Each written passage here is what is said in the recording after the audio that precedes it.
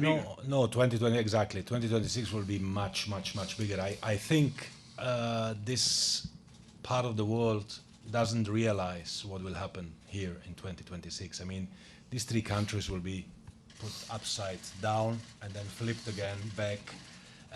The world will be invading Canada, Mexico, and the United States, and they will be invaded by a big wave of joy and of happiness, because that's what football is about. And you said it rightly. I mean, football is also the sport of course, of the immigrant, of the inclusion, of bringing people together. And in this part of the world, we have 500 million people living, and of this 500 million, probably 500 million has some origins of somewhere.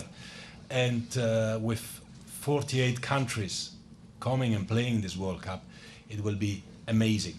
And the level which football or soccer will have here in North America by that time, and at the latest with that World Cup, will be at a completely different level. What I say many times, I want to say it here again, is this part of the world, in these three countries, you know, from many points of view, you are leading the world in many areas, in economy, in sport, and so on. But in the number one sport in the world, which is soccer or football, you're not yet. And the objective must be that you will be leading the world as well in the world's number one sport. Well, it goes without saying, I mean, we're both sons of immigrants, right? Me in North America and Gianni in Switzerland, and football probably is what linked us to our fathers more than anything else. So it's also for me a very emotional process. It's been bringing the World Cup to first my own country in Canada, and then my region here. You know, it means this trophy here means a lot to a lot of people.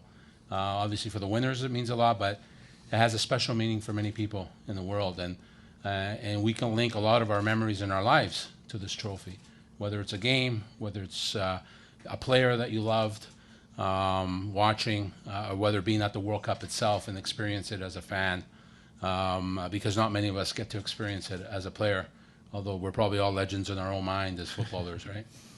So for us, it's obviously a momentous occasion for our region and for the three countries. I think it'll be a watershed moment for the sport. I think the FIFA president already let out the secret that this sport will become the number one sport in North America. And I know there's, you know, it was giggles and laughs, but I know myself, but I know this guy as well. He wasn't joking. And I think obviously the World Cup will mean a lot to a lot of people as we move forward past the next World Cup, let's not forget, which will be a great event in Doha and our friends in Qatar. And but as soon as that last ball or that final whistle happens on December 19th, the focus will be here to this beautiful thing coming to North America. Well, these are all reflections which we will have definitely from now on until the World Cup takes place. I mean, of course, before that, when we design the calendar, when we decide on the kickoff times, when we look at the different schedules. I mean, one other element which is not linked with the weather, but linked with the teams and the fans, of course, in such a big region like North America, we need to care about that in particular, to make sure that the teams are playing in clusters, that the fans don't have to travel crazy distances, and the teams as well. And when we look at that, we have, of course, to take into account the weather conditions, the stadiums, those who have a roof, those who are closed, where you maybe can play earlier in the afternoon, and those where you have to play in the evening. But then there are many factors that we have to take into account, but we are, how should I say, pretty relaxed that with the choice that was made on these 16 cities, we have really the best ones, and will put up a fantastic World Cup. Today, a World Cup has 64 matches. We often say it's like 64 Super Bowls in terms of audience, right?